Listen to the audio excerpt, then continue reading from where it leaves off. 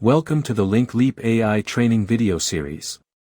In this tutorial I am going to show you how to create QR code from bio links in LinkLeap AI. Just select the bio links option. Now you are in data entry section. Just add the name and email you want to create QR about. Just add blocks to your QR code.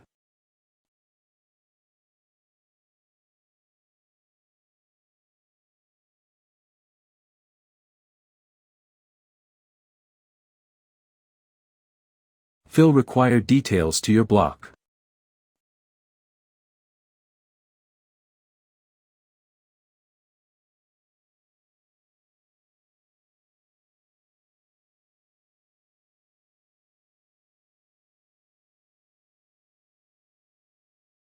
You can design your QR according to your choice.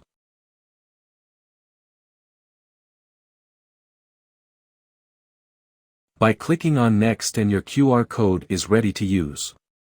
Just download your QR code in your desired format.